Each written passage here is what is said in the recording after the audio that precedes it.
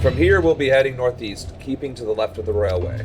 While the route itself is straightforward, getting past the hordes unseen is anything but. Keep your weapons at the ready. They would attack their own countrymen. Aye, they spare their own but slaughter the rest without hesitation. Though we'll try to avoid detection, the chances of sneaking by completely unnoticed are slim at best. I will lead the way, but in the event we are seen, you're to fight them off. Those two will follow us, provided they can refrain from drawing their weapons. While I doubt they would be foolish enough to stab their guide in the back, I will not take that chance. With that said, let us proceed. So I can fight, but they can't. Okay. Your logic is unquestioning, child.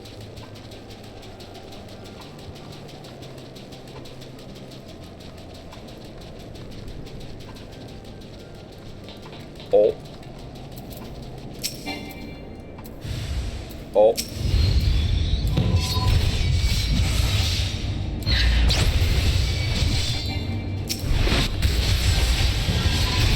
Really? I have to solo them?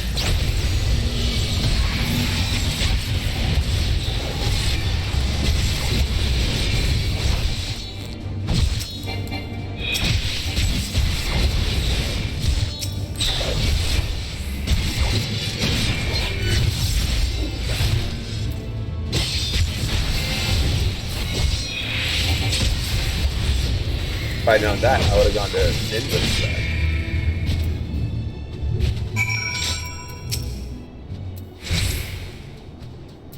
I see why your comrades chose you. Julius, our contingent has a cure for the afflicted, or tempered as we call them. Your people would need to be taken into custody that we may administer the treatment, but they would eventually regain their sanity. So that's so. For all I know, your treatment would simply force them to forsake one master for another. As far as I and my legion are concerned, they are no longer our people. They are beyond saving. Those who thought differently and tried to reason with them were butchered for their bleeding hearts. Come, we have to keep moving. Wow.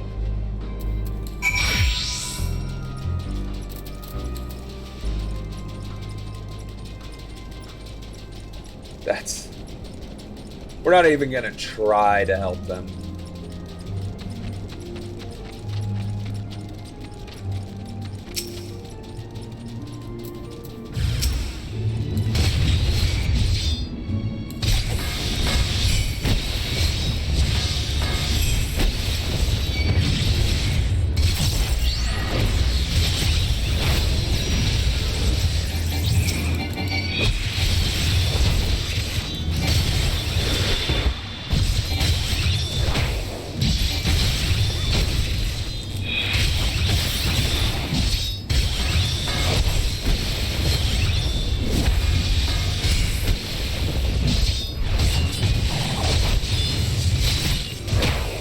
Nailed it.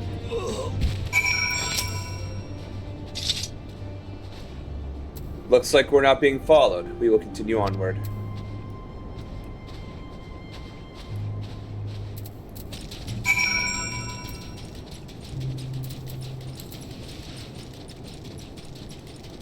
So all that just to get to the train tracks, huh?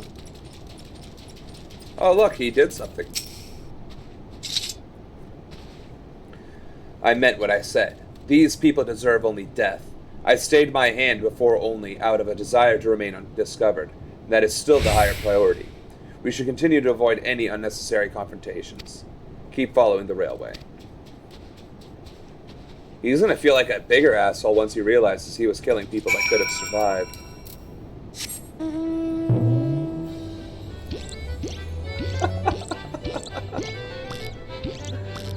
This incredibly serious part of the quest, and I'm riding a guitar.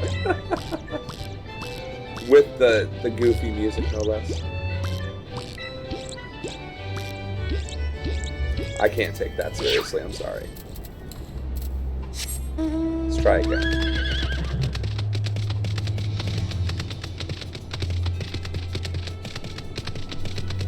So it's got to be underground, because I've already been here. And there was not a crystal.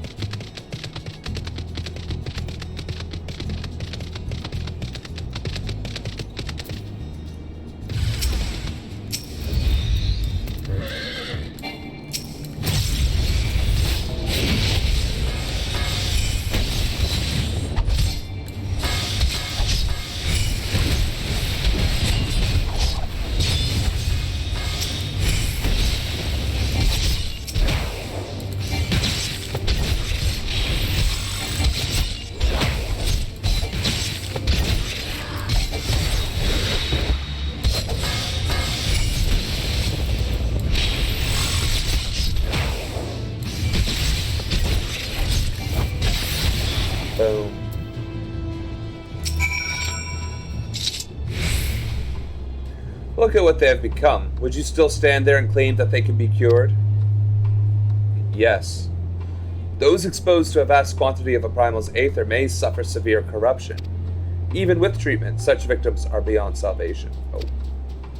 Then you admit it. Now that you have seen these monstrosities for yourself, perhaps you will think twice before speaking of a cure. Yeesh. Let's have a little bit of chill.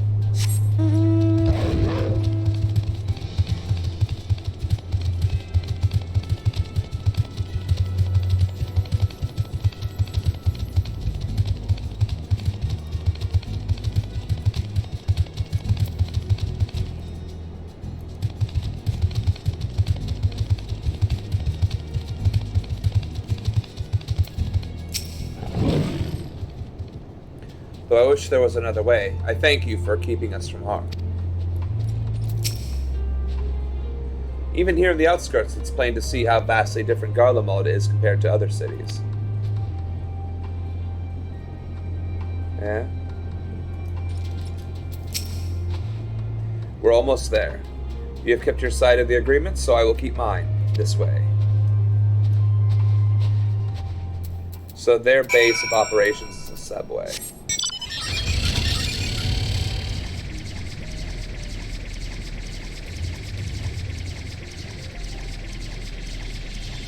Ah.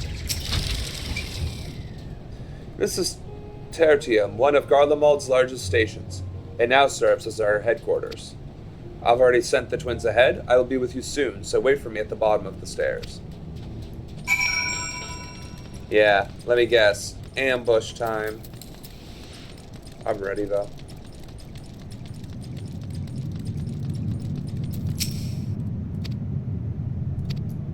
Rude.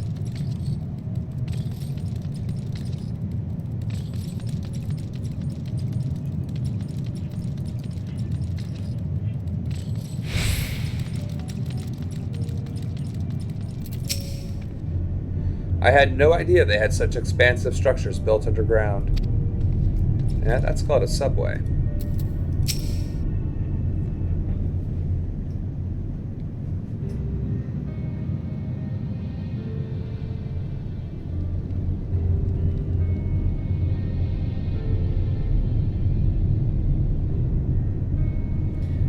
It's plain to see why they chose this as their base of operations.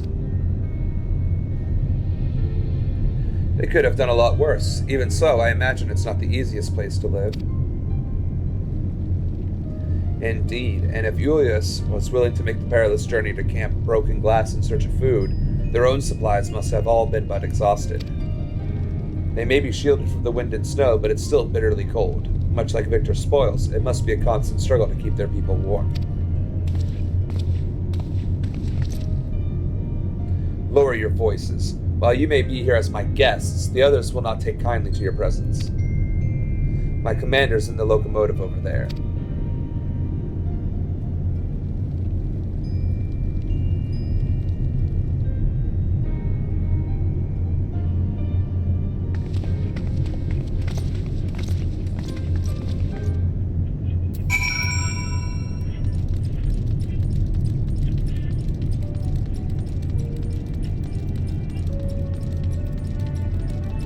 Final Fantasy VII, Sector 7.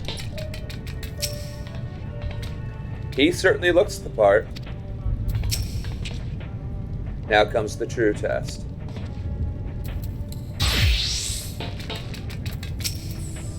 I will deal with you in a moment.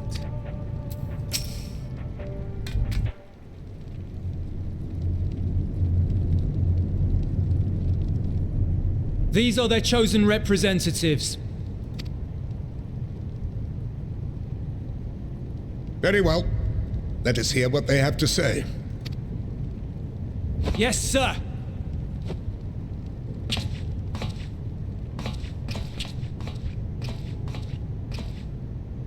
I present to you our commander,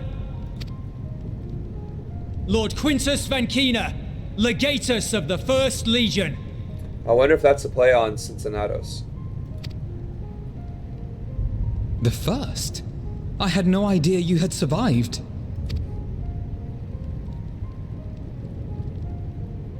We lost our emperor, our city, more than half our troops. For my wounds, I may never take the field again. But we survived, aye.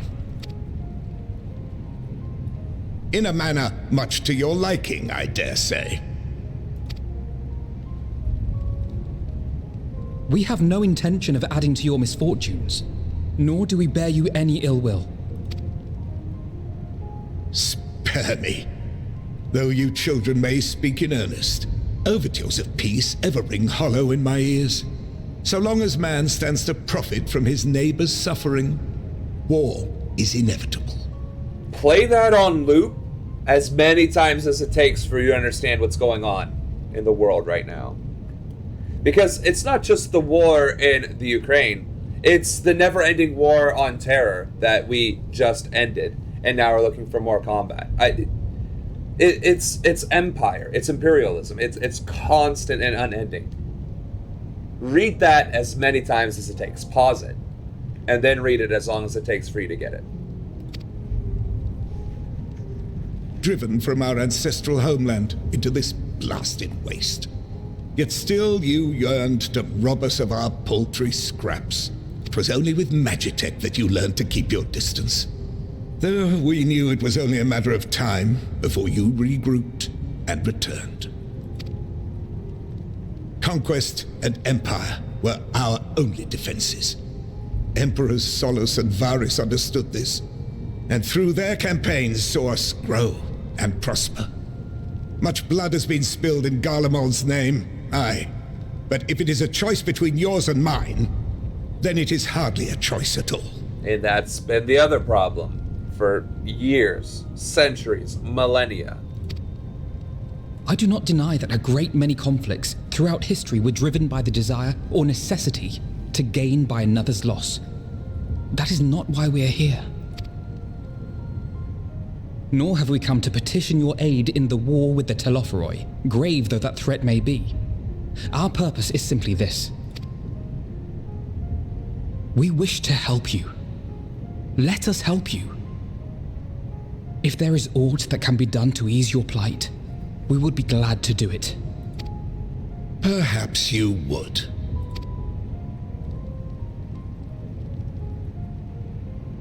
But regardless of the ideals you espouse, your leaders would not send an army into Garlemald if they did not stand to benefit. An army? If we accept their aid, they will expect their efforts to be rewarded once the Telophoroi are no longer a threat. And after compensation and concessions, the great empire would be brought to heel. Her enemies rejoice at her downfall. Our third eye, a mark of shame. We won't stand idly by and let your people be humiliated. And we're not alone in that. We only want to make a difference, to make this world of ours better. Surely you can understand that. Yeah, but the guy does make a point, because usually the conquered, especially if they were the conquering, end up being turned about. I don't know that there's too many examples of that happening in like recent history, but I mean that was definitely the case before Europe became Europe. As nation states were forming, that's exactly what happened in the principalities. So yeah, that's valid. Unfortunately. What I'm trying to say is, there are so many people who just don't care about making you suffer. And maybe that's almost insulting after all the suffering you feel the world has subjected your people to, but believe it or not, that's the truth. And now we're here, and all we're asking is for you to tell us what you want, what you hope for. So much blood has been shed, so much lost. All because of this endless war. Who wouldn't want to end it? Can we not work together to face our problems as one?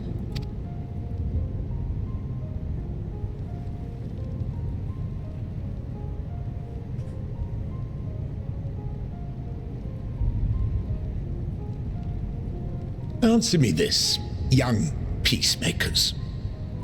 Point of order, though. His armor looks like the Final Fantasy XII judges. And that's pretty epic. If you're not familiar with that, look that up. That is pretty cool. If a world without conflict is your desire, why reject the unity and prosperity of Garlemald? Why respect the Empire if it's peace you want? Is it because we do not share your faith? That we do not share your heritage? That our ideals and virtues differ?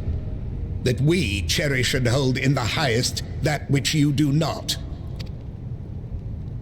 Disparity is the root of discord, and peace built on compromise is flawed and fleeting. Happiness for one and all is a dream, and the reality is that to the victor go the spoils. That is why we Garleans will never submit nor surrender. For freedom and for pride, we will remain true to ourselves until the bitter end. That is my hope.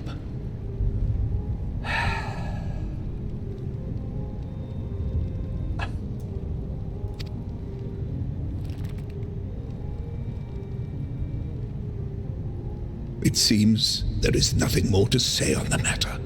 To be fair, they were trying to negotiate diplomatically with a veteran of, I'm guessing, 30 or 40 years who has drank the Imperial Kool-Aid, so...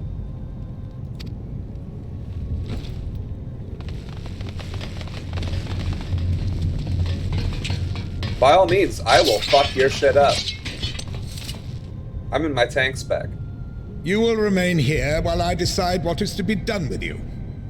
Do not be alarmed. No harm will come to you if you cooperate. You mean no harm will come to you if I choose to cooperate? Because you don't know whom you're dealing with. Because Alice could probably take out that entire contingent herself.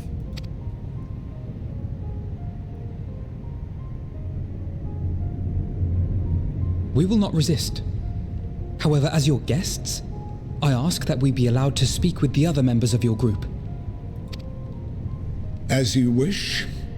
I had no intention of locking you up, as by dawn you would be frozen stiff and you're no good to me dead. You are free to move about the encampment, but there is one condition. Collar them. What?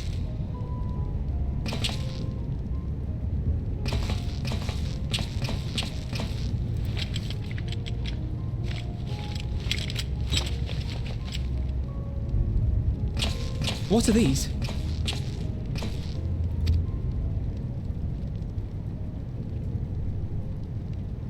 Incentive.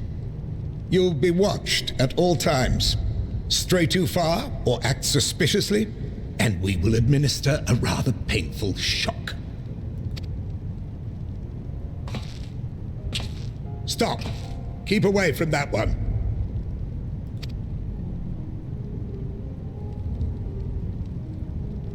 The champion of Eorzea is not so easily cowed. Yeah, step back.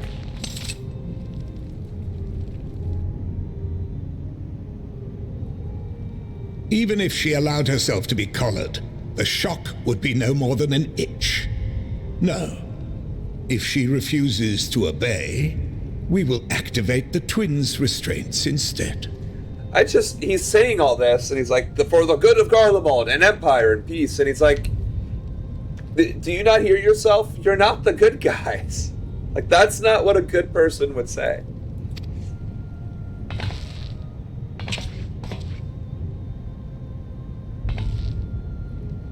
You needn't worry about us. We'll forget we're even wearing them soon enough. Even now, you still... Why go to such lengths? What is it all for? Because even the most bitter adversary may one day see reason. On the coldest, blackest of nights, meager though it may be, we must share the warmth of our fire. We'll go poetic.